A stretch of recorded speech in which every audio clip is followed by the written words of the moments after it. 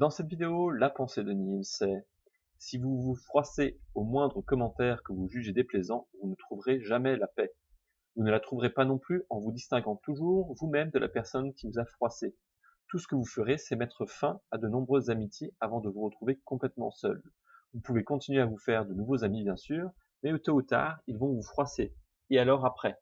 Peut-être que la meilleure chose à faire est de laisser tomber. Les gens ne le pensent vraiment que rarement quand ils vous froissent, et une touche de tolérance et de pardon chaque jour est encore meilleure qu'une pomme pour la santé. J'aimerais aborder deux aspects. Le premier aspect, c'est effectivement l'autre, la personne qui nous froisse.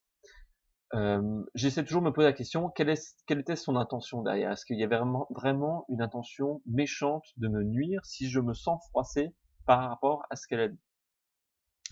Eh bien,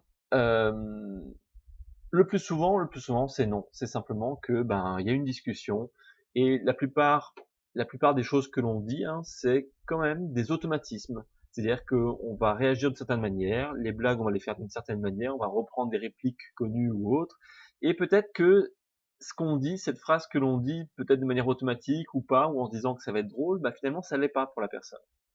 Ça l'est pas pour nous. Et du coup, on se froisse, et en même temps, c'était pas l'intention. L'idée, c'était pas de nous nuire, c'était pas de nous blesser, c'était pas de nous faire du mal. C'est juste que voilà, il y a un concours de circonstances qui fait que là, en ce moment, c'était pas approprié. Donc voilà, effectivement, c'est le conseil de Nils, c'est on passe à autre chose, et puis voilà.